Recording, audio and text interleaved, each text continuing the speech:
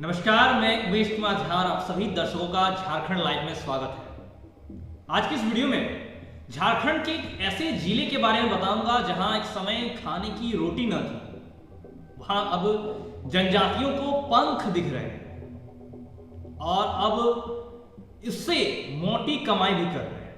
दरअसल झारखंड के गुमला जिले के बिशनपुर में स्थित कृषि विज्ञान केंद्र आदिम जनजातियों के जीवन में मिठास घोलने के अभियान से जुटा हुआ है। आपको बता दो, इस इलाके में जिन गरीब आदिवासी परिवारों को कभी दो शाम का भोजन भी ठीक से नहीं मिल पाता था, आज वह धीरे धीरे रोजगार और रोजगार से धीरे धीरे स्वरोजगार से जुड़कर अपने पैरों पर खड़े हो रहे हैं और अपने पैरों पर इस कदर खड़े हैं कि उनकी करामात या कहीं उनका कारनामा आज एक मिसाल के रूप में दिखाई दे रहा है। आपको बता दूं, झारखंड के गुमला जिले के बिशनपुर में स्थित कृषि विज्ञान केंद्र में यह मामला सामने आया है। वहां से ये बातें सामने आई है और देखने को मिला है।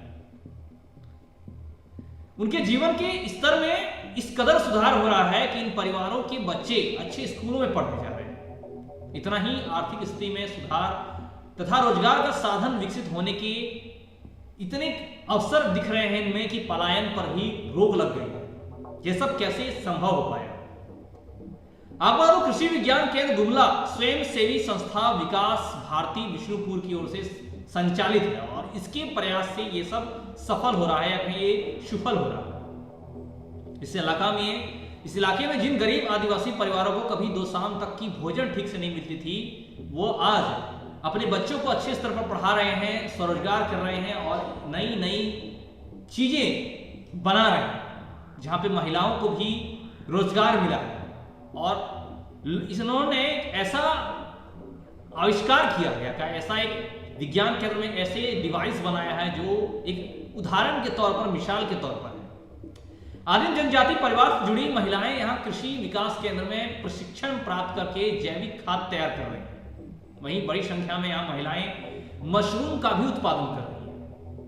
घर के आसपास सब्जी और वन के औषधियों की खेती कर भी ये अच्छी आमदनी प्राप्त कर रहे हैं। इनका एक व्यवसाय बन गया है और ये मशरूम उपजाना, जैविक खाद तैयार करना।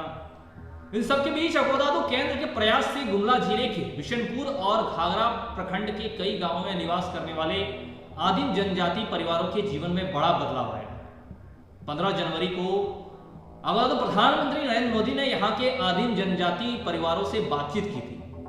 इस दौरान उन्होंने कई बातों पर निर्देशन दिया, मार्गदर्शित किया। आपको बता दूं, केवीके के निदेशक संजय पांडे बताते हैं कि बिशनपुर प्रखंड में 1634 परिवार आदिम जनजाति के और इनमें बिरजिया, असुर, बिरहौर, कोरबा और पहाड़िया समाज के लोग।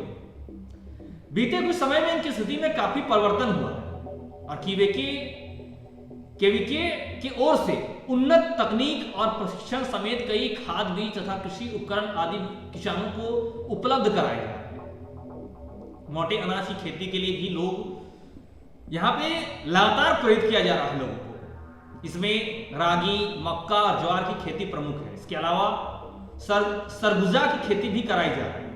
आपको बता दूं, केंद्र के प्रयासों में काफी प्रयासों के बाद प्रधानमंत्री मोदी जी के बाद यहाँ पे काफी कुछ बदलाव देखने को मिल रहे हैं।